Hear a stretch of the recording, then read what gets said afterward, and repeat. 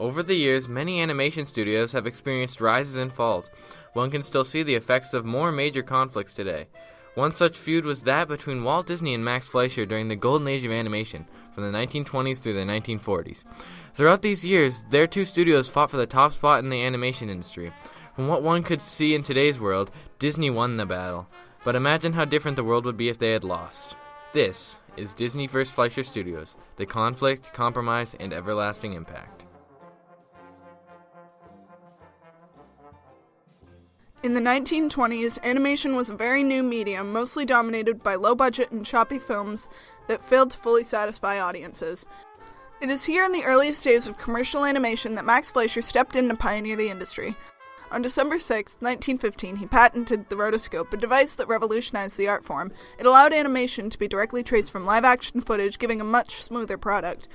The rotoscope, as well as its use in Max's highly successful cartoon series Out of the Inkwell, put the Fleischer name top of the map as one of the top competitors in animation.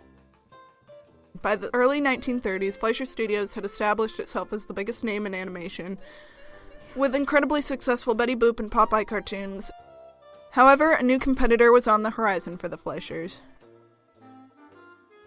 Walt Disney Productions had been working to obtain success throughout the 1920s, releasing fairly popular films featuring Oswald the Lucky Rabbit. However, they did not achieve extreme popularity until the release of Steamboat Willie on November 18, 1928. This animated short was Disney's first smash hit, making its star Mickey Mouse known worldwide. Subsequent Disney cartoons featuring Mickey and his companions shot the company to a massive level of fame and success, though not quite to the level of Fleischer. And despite the success both studios had, they contrasted in many ways. Walt Disney Productions and Fleischer Studios each had their own distinct philosophies, pros, and cons. Fleischer was known for technical prowess, especially as the creator of the rotoscope. However, this was a short-lived advantage as soon as Disney began to utilize the rotoscope as well, famously used in Disney's film Snow White and the Seven Dwarfs. Max felt that Disney was kind of unfairly taking his techniques and ideas. Another comparison between the two studios was the type of camera they used.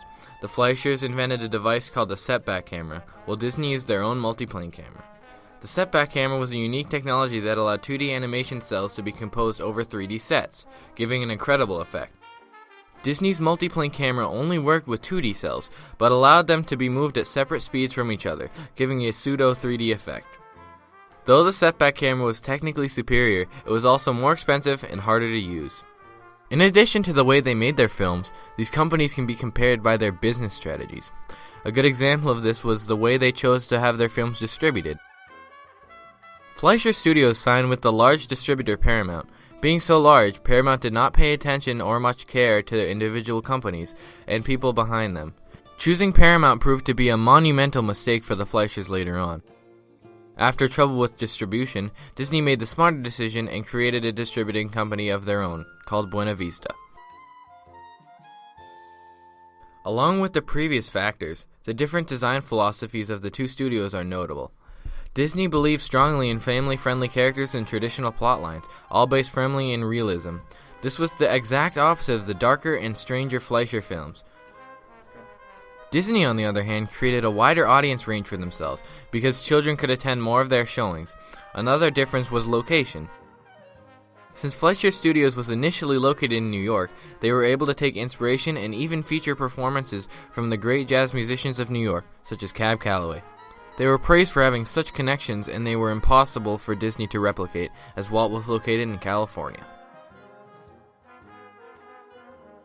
Of course, being the top competitors of a massive entertainment industry, plenty was done by both Fleischer and Disney to undermine each other's successes and come out on top. Examples of this include Walt Disney instructing advertisers to portray Steamboat Willie as the first synchronized sound cartoon, while fully aware that the landmark had been achieved in Fleischer's film My Old Kentucky Home, released 2 years previous. The Fleischer character Bimbo being created directly as an answer to Mickey Mouse, Disney securing exclusive rights to use the Technicolor process to produce full-color films. Following the huge success of Disney's Snow White, Fleischer Studios began work on their first feature-length animation, Gulliver's Travels. In order to stay on schedule and complete the film before its deadline, Fleischer convinced Disney employees Grim Natwick, Al Oogster, Frank Smith, and James Colleen to leave the company and work at Fleischer instead.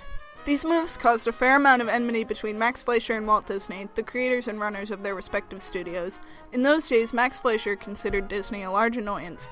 When Richard asked Max if he envied Disney's massive amount of positive publicity and accolades, he responded by saying, "Just remember one thing, you can't eat medals." In fact, Max inserted Mickey Mouse into several of his cartoons as the villain to show his anger at Disney. I know that my grandfather really, until they reconciled, would be upset when he talked about Walt Disney. Following the Disney animators leaving for Fleischer Studios to work on Gulliver's Travels, Disney expressed his fury, calling it desertion from his employees and theft from Max. Though this rivalry incited anger and controversy, it also generated publicity and forced both companies to polish their crafts to unprecedented levels. This work ethic created some of the most well-known and influential pieces of animation ever, and the quality of both Fleischer and Disney films pleased audiences greatly. Throughout the years, Disney's superior marketing, larger audience, and business tactics slowly pushed them ahead of Fleischer. However, it was one unfortunate decision made correctly by Disney and wrongly by Fleischer that officially killed Max off. As previously mentioned, Disney had trouble with external distribution early on, making the very smart decision to form their own distribution company to release their films under. The Fleischers did not have this revelation and stayed under Paramount. At least they didn't until May 29, 1941, when Paramount sent Max Fleischer a letter demanding his immediate resignation, with the entire Fleischer company no longer belonging to him. Paramount was able to do this because of several loopholes in contracts signed by Fleischer, and the move was made in order to secure all rights and profits from showing old Fleischer cartoons in the rising medium, television. While a similar horror could have happened to Disney had his company stayed with a big distributor, Walt avoided all trouble after the switch to his own distribution company. This was the fatal blow for Max Fleischer and his studio, leaving the shell of a company without the foundation of its creators and with Walt Disney Productions as the top of the animation industry at last. The business portion of the Disney-Fleischer feud had been forcefully put to an end. Personal grudges between the creators were not fully settled until over a decade later. By 1952, Max's son Richard had become a small but acclaimed Hollywood director, directing films such as The Happy Time. This film in particular caught the attention of Walt Disney, now the director of one of the most successful entertainment companies in the world. Disney offered to Richard Fleischer the role of director on his upcoming live-action feature 20,000 Leagues Under the Sea. Unsurprisingly, Richard was shocked at such an offer from someone described by him as my father's nemesis. I was uncomfortable driving into the Disney lot in Burbank. This was enemy territory, Mickey Mouse Lane, Donald Duck Walk. Despite being tentative, Richard was thrilled at the opportunity to direct such a large production. He asked my father to direct the movie.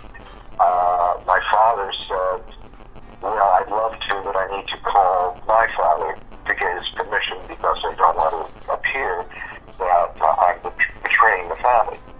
It was an uneasy compromise. Walt understood and told Richard to call him once the decision had been made. Max Fleischer, finally out of the tense competition with Disney, assured his son that he should take the job. Max Fleischer instructed Richard to tell Disney one thing, however. You tell Walt that I said he's got great taste in directors. The true consolation between Max and Walt didn't come until January 4th, 1956, on which Disney had invited Fleischer over to meet him in person at last, for lunch with some of his boys, ex-employees of Fleischer Studios. The two great animators shook hands for the very first time. That's a wonderful story, how Disney and my grandfather reconciled. And it's very, very few Hollywood stories have ended in that kind of really kind of nice, wonderful way. During the golden age of animation, Fleischer Studios and Walt Disney Productions were close rivals, the forefront of the industry. This competition had both companies producing animation and innovation at an amazing pace, trying to outdo each other. This relation was pivotal in the success and quality of each studio's work. Disney came out on top at the end of the feud and is now one of the largest and most celebrated entertainment corporations. However, this would not have been possible without Fleischer. In fact, Walt Disney became a cartoonist because he admired animation pioneers, including Max. The rivalry between these two men remains one of the most important, yet most unsung in animation history. Though both Walt Disney and Max Fleischer are gone, their whimsical creations continue to fulfill their purposes, putting smiles on the faces of those who need it.